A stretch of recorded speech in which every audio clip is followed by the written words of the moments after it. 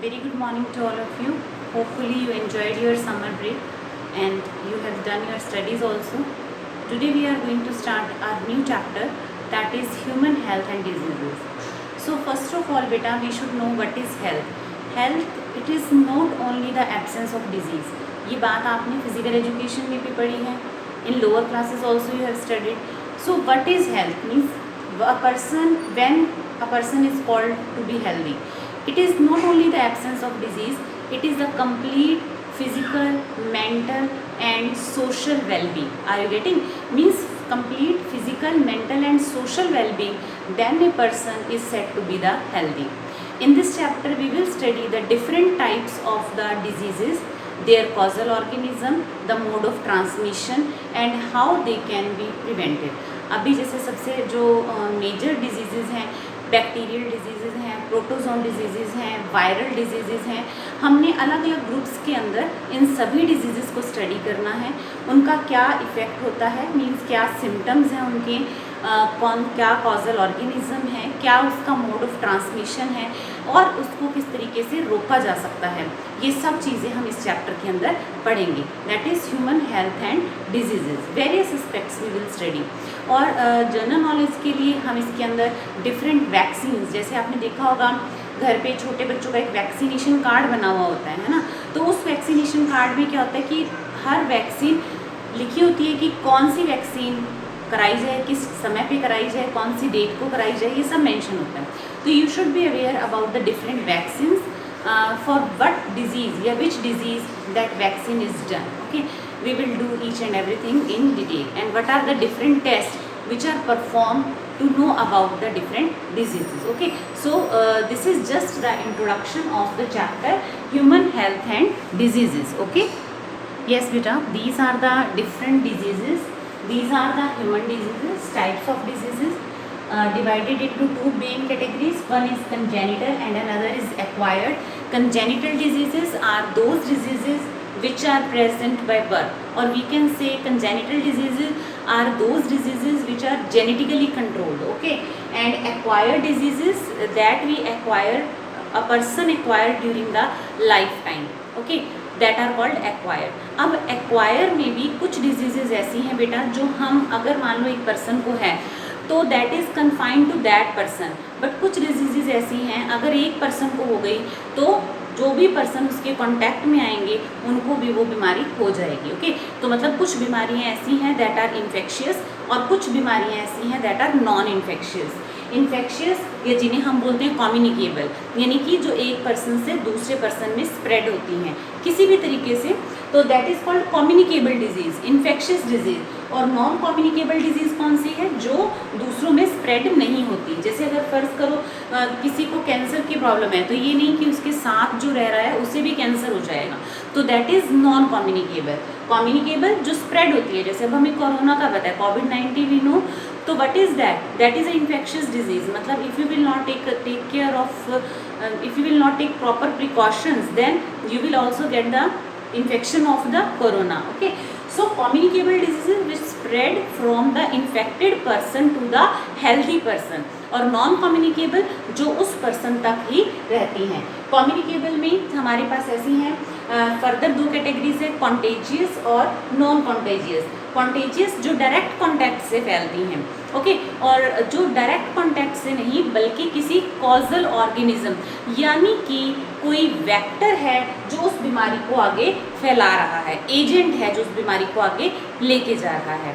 Okay, तो एक है डायरेक्ट कॉन्टैक्ट से फैल रही हैं बीमारियां और एक है थ्रू द एजेंट स्प्रेड हो रही हैं, तो कॉन्टेजियस एंड नॉन कॉन्टेजियस. फिर कुछ बीमारियां ऐसी हैं, कुछ डिजीजेज ऐसी हैं बेटा that are non-infectious. Non-infectious means that do not spread from the infected person to the healthy person. कैसे, जैसे डेफिशिएंसी डिजीज़. डेफिशिएंसी डिजीज़ कौन सी होती हैं, फ़र्ज़ करो अगर एक पर्सन की डाइट के अंदर आयरन कम है, आयरन वो कम ले रहा है तो उसको क्या होएगा, हीमोग्लोबिन कम हो जाएगा, एनीमिक हो जाएगा वो पर्सन. बट जो उसके साथ पर्सन रह रहा है क्या वो भी एनीमिक हो जाएगा, नहीं. अगर एक पर्सन कैल्शियम का इंटेक कम कर रहा है तो उसके अंदर उसकी बोन्स वीक हो जाएंगी, बट अगर उसके साथ जो पर्सन है उनके जिनके कांटेक्ट में वो आ रहा है वो कैल्शियम पूरा ले रहा है तो उसको बोन्स में प्रॉब्लम नहीं होगी. तो that is non infectious, getting, तो that are non communicable diseases. Then allergic diseases, allergic diseases कौन सी हैं, जैसे फॉर एग्जांपल एक पर्सन है, उसको हो सकता है वीट से एलर्जी हो, किसी पर्टिकुलर फ्लावर से एलर्जी हो, पॉलन ग्रेन से एलर्जी हो, ओके, कैंसर, अनकंट्रोल्ड ग्रोथ होनी शुरू हो जाए किसी पर्सन की बॉडी में ड्यू टू वन और the other reason. Mental means if the that the mental level is not proper, okay. Then addiction, if a person is addicted to a particular drug और anything else, तो that is addiction. तो ये सारी जो diseases हैं बेटा, that is confined to the infected person, that will not spread to the healthy person. तो समझ आया आपको, ह्यूमन डिजीजेस को हमने टाइप्स में अगर हम देखते हैं तो we have the diseases which are genetically controlled and one that are acquired. Acquired means which we acquire, जो हमें अपने लाइफ टाइम में एक पर्सन को मिलती हैं, दैट आर एक्वायर्ड। और अब अगर हम इन्फेक्टेड हैं एक पर्टिकुलर डिजीज से, तो हो सकता है वो बीमारी आगे जाए, दैट इज़ कम्युनिकेबल। और कुछ बीमारियां ऐसी हैं that are confined to that person only, that are non communicable. तो कम्युनिकेबल में कॉन्टेजियस मीन्स जो डायरेक्ट कॉन्टैक्ट से फैल रही हैं, नॉन कॉन्टेजियस जो एजेंट के थ्रू फैल रही हैं, ओके। और नॉन कम्युनिकेबल में जैसे डेफिशिएंसी डिजीज़ है, कैंसर है, एलर्जी है, मेंटल प्रॉब्लम है या एडिक्शन है, these all come under the non communicable या नॉन इन्फेक्शियस डिजीजेस, क्लियर। तो these are the different type of the diseases. Yes beta, now these are few tests and the confirmatory test of certain important diseases, जैसे कि Widal test है, आप लोगों ने commonly observe किया होगा कि डॉक्टर टाइफाइड को चेक करने के लिए विडाल टेस्ट रिकमेंड करते हैं। So for the it's a confirmatory test for the typhoid. Then Montek's test, that is for the TB, okay, for the tuberculosis Montek test is done. Tourniquet test is done for the confirmation of dengue fever. Then ELISA, that is enzyme linked immunosorbent assay, this is used to diagnose the AIDS, that is acquired immunodeficiency syndrome. Then PCR, polymerase chain reaction, that is also used to diagnose AIDS. These all things you have earlier done. Then PAPS test, very important, this is a one of very important question commonly asked in the board exam also. PAPS test, that is used to get the confirmation of the cancer of cervix region. Then venereal diseases research laboratory, this is for the diagnosis of the syphilis, that is a sexually transmitted disease, okay. अब यहाँ पर हमारे पास बेटा कुछ ऐसी vaccines हैं जिनका एब्रिवेटिव form हम यूजुअली यूज़ करते हैं, तो उनकी एक्सपेंडेड फॉर्म क्या है, यानी कि वो पर्टिकुलरली किस डिजीज़ के लिए उसको यूज़ किया जाता है। जैसे BCG आपको पता है, it is the bacillus Calmette and Guerin, and Calmette Guerin these are the discoverer, scientist, name of the discoverer, and bacillus is the name of bacteria. तो आपको पता होना चाहिए, these are very important terms, bacillus Calmette Guerin, okay. OPV, that is oral polio vaccine, आपने देखा होगा कि जब पोलियो डे होता है तो उस दिन पोलियो ड्रॉप्स बच्चों के मुंह में ड्रॉप्स डाली जाती हैं, तो that is oral polio vaccine, okay. Then DPT, ये भी बहुत इंपॉर्टेंट क्वेश्चन है, अक्सर पूछा जाता है कि DPT वैक्सीन किन बीमारियों के लिए, किन डिजीजेस के लिए की जाती है, that is for the diphtheria, pertussis and tetanus, okay. DPT for the 3 diseases, diphtheria, pertussis and tetanus. Then MMR for the measles, mumps and rubella, यानी 3 in 1 हो गया, for the 3 diseases a single vaccine is given, okay, that is measles, mumps and rubella. Then hepatitis A virus, hepatitis B virus vaccine. Then TAB, what is TAB? This is not the tab that you are using at your home, that is TAB, okay. Here this is TAB. This is a vaccine which is used for the typhoid, parathyroid A and B vaccine, okay. तो ये आपको पता होना चाहिए। फिर tab C, ये क्या मतलब हुआ, typhoid, parathyroid A and B and C means cholera vaccine, okay. So this is another important vaccine which is given to the childrens, okay. Then ATS, that is anti tetanus serum, जब भी कभी आपको चोट लगती है तो आपने देखा होगा डॉक्टर आपको टेटनस का इंजेक्शन लगाता है ना, आपने सुना है कि टेटनस का, एक्चुअली वो टेटनस का इंजेक्शन नहीं है, that is anti tetanus serum, कि आपको टेटनस हो ना जाए, that's why anti tetanus serum is injected in your body, getting. So these are few important vaccines which are usually given to the kids. Okay, तो आपको इनकी full form पता होनी चाहिए because this is quite important part of your syllabus. If you are preparing for the objectives means NEET, even for the board exam, this chart is very very important. आपको usual, चलो एक paper से हटके भी अगर हम बात करें तो आपकी कॉमन लाइफ के अंदर, डेली लाइफ के अंदर आपने सुना होगा आपके घर में भी कि कौन सी वैक्सीन करानी है ना। अगर आपके घर में छोटे भाई बहन हैं तो you must be aware of all these things, right, कि कौन सी वैक्सीन है, डॉक्टर कौन सा टेस्ट लिख रहा है, किस डिजीज़ के लिए लिख रहा है। ओके, तो ये आपको ज़रूर पता होना चाहिए। Okay, these are the different vaccines and these are some confirmatory tests for some diseases. Okay, yes beta, now we will start the communicable diseases. We have the different categories of the communicable diseases that are caused by virus, bacteria, fungi, protozoans, fungal diseases. So different categories. First of all we will study the viral diseases. Viral diseases common है, जैसे कि सबसे पहले हम पढ़ रहे हैं पोलियोमाइलिटीज़, या जिसे आपने कॉमनली कहा होगा पोलियो वायरस, है ना। तो polio disease that is caused by the pathogen that is polio virus, या जिसे हम एंटेरो वायरस कहते हैं। ओके, अब आता है इसका मोड ऑफ ट्रांसमिशन क्या है, that is faecal oral root. Faecal oral root क्या है, यानी कि कोई इन्फेक्टेड पर्सन के फीकल मैटर से ये हमारे खाने के अंदर आएगा और खाने से फिर ये हमारी एलिमेंट्री कैनाल के अंदर जब एंटर कर जाएगा, it will multiply there and through the blood stream then it enter into the nervous system and completely destroy. Attack जो इसका मेनली होगा that is on the nervous system. Okay, समझ आया आपको।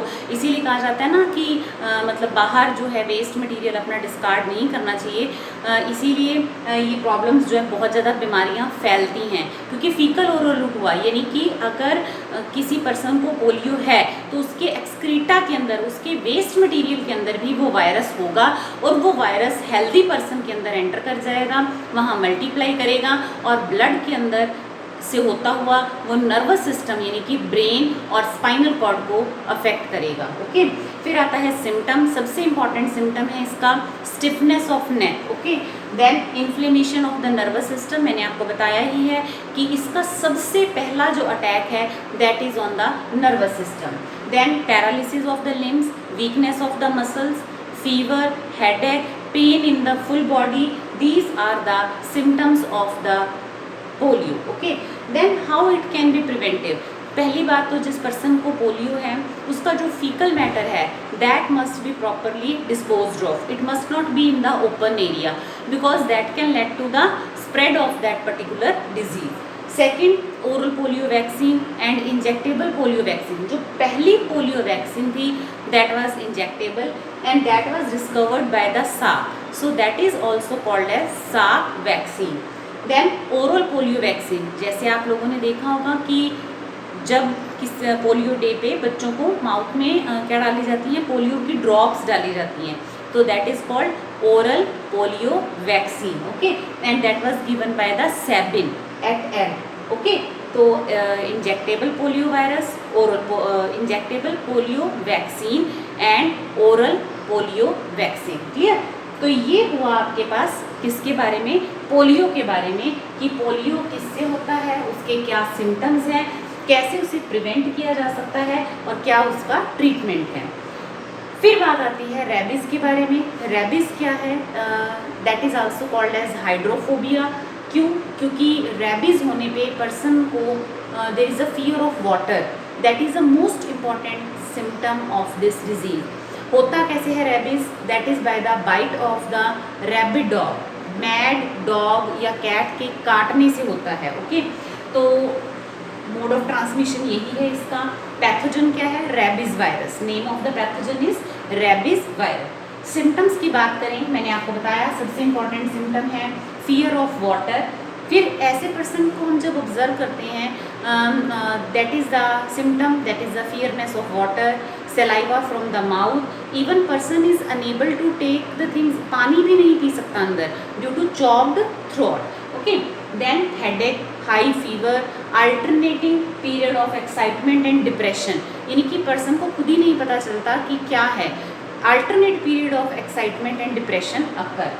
Choked throat, I told you, virus destroy brain and spinal cord, very important, ये मैंने आपको पहले भी बताया।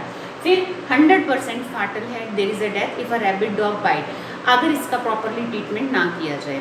और इसमें क्या है, अगर कोई पर्सन को ये रैबिट डॉग या कैट बाइट कर लेता है तो जो प्लेस है जहाँ पे बाइट किया है, immediately it should be washed with the soap solution and water immediately, and it should be properly cleaned surrounding area, and rabies that is anti-rabies vaccine should be immediately given to prevent the further spread of this virus in the body.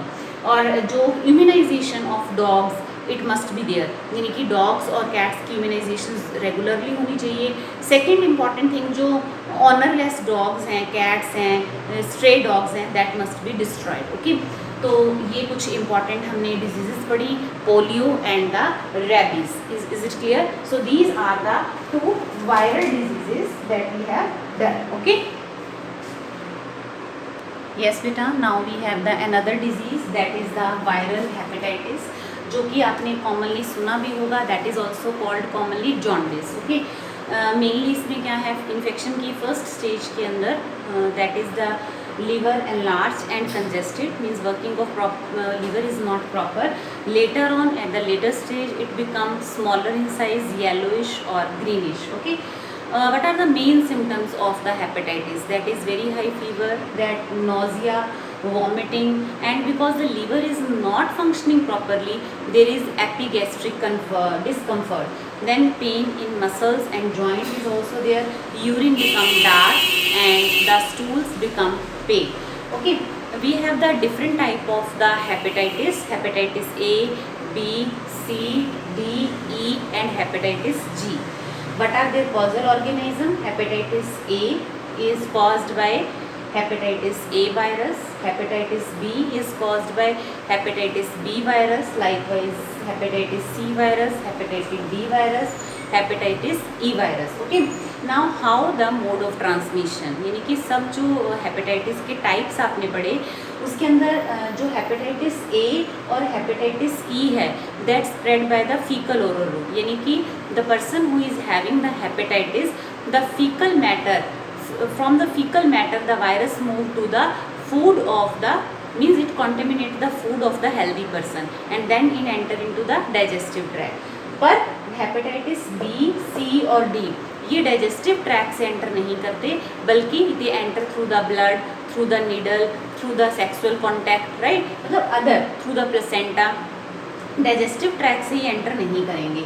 तो ए और जो E है that transmit by the faecal oral route. Okay, now what are the different vaccine, जैसे hepatitis A के लिए है hepatitis A vaccine, और hepatitis D के लिए that is hepatitis B vaccine is there, but for the hepatitis B there is genetically modified vaccine is available, but for the C and E there is no vaccine available. Okay, तो इस तरीके से आप इसे short way में आपने याद करना है ताकि आप उसके सिम्टम, मोड ऑफ ट्रांसमिशन और उसके टाइप्स को इजीली डिस्क्राइब कर सकें। ओके, नेक्स्ट हमारे पास आता है chikungunya. This is very very important. Chikungunya India में भी हुआ और बहुत ज़्यादा स्प्रेड हुआ, 2008 में काफ़ी ज़्यादा स्प्रेड हुआ था ये। चिकनगुनिया क्या है, that is caused by chikungunya virus. Okay, mode of transmission by the bite of, जो चिकनगुनिया वायरस है that spread from the infected person to the healthy person by the bite of mosquito that is Aedes aegypti. Very very important, यानी कि mosquito क्या कर रहा है, transmit, direct contact से नहीं फैल रहा चिकनगुनिया, यानी कि if mosquito bite to the infected person then if it bite to the healthy person, likewise the spread of chikungunya occurs. Then symptoms की अगर हम बात करें तो स्वियर पेन, इवन इसमें ऐसा हाई फीवर होता है कि क्रॉस 106, ऑल ऑफ सडन बहुत तेज़ बुखार आता है, और जॉइंट्स, जितने भी जॉइंट है बॉडी के अंदर उनके अंदर दर्द चलता है, मीन्स चलने का मतलब क्रिपलिंग पेन, बहुत ज़बरदस्त दर्द होता है, जैसे मीन्स एक्सेस ऑफ पेन जिसे हम कहते हैं जॉइंट्स में होता है।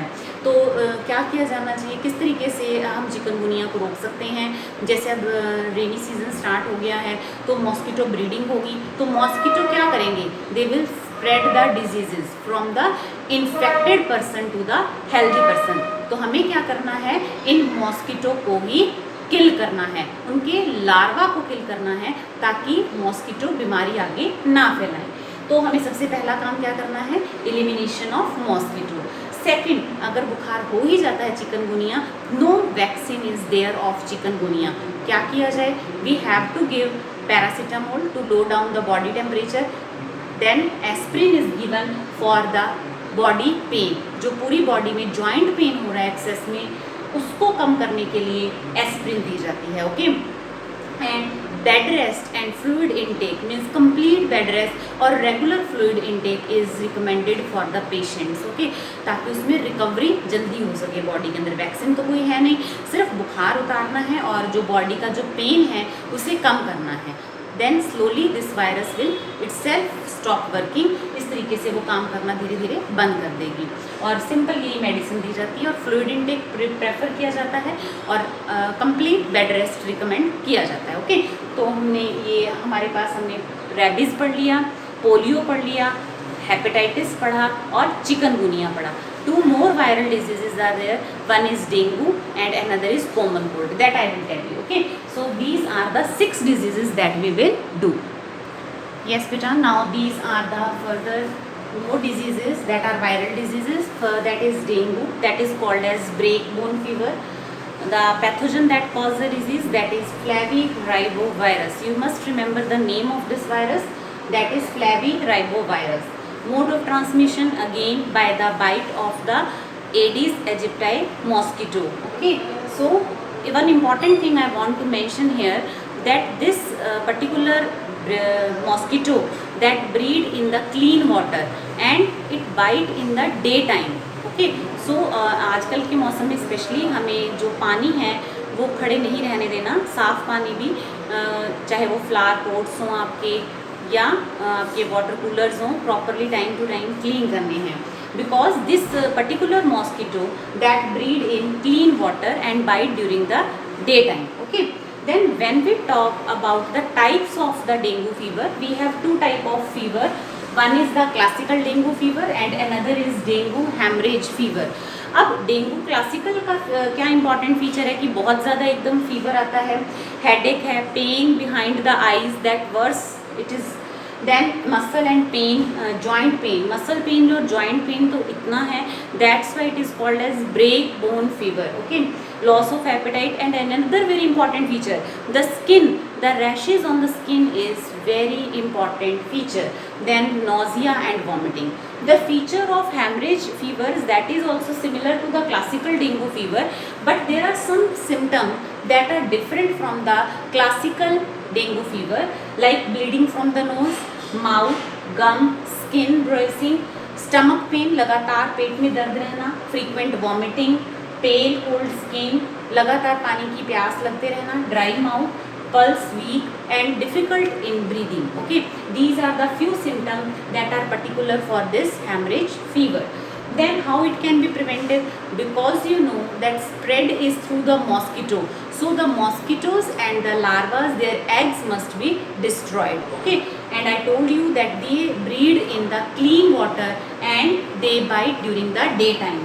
When we talk about the vaccine of the dengue, there is no vaccine till date of the dengue. So what we can do? We can eliminate the mosquitoes, we can eliminate their eggs and the larvae.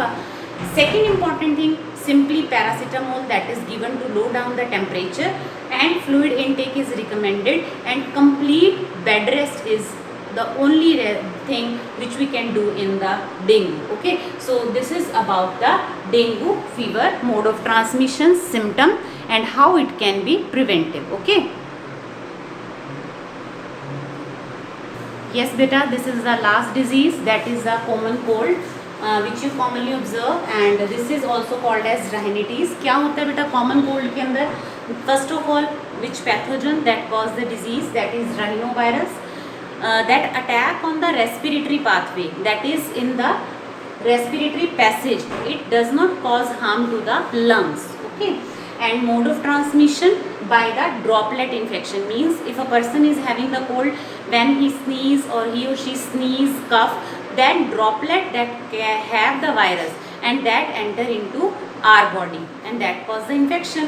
So इसीलिए आपको suggest किया जाता है whenever you sneeze or cough, use handkerchief over your mouth or nose. Okay, so to prevent the spread of this disease. Symptoms क्या हैं आपने देखा है, जुकाम में क्या होता है, कॉमन कोल्ड में नेजल कंजेशन इज देयर, लगातार नेजल सिक्रीशन होता रहता है, गला भी खराब हो जाता है, that is cough, sore throat is there, and the most important feature that is headache, that is worse in the common cold, but no vaccine is there because the virus change its structure, that is rhinovirus, so no vaccine is there.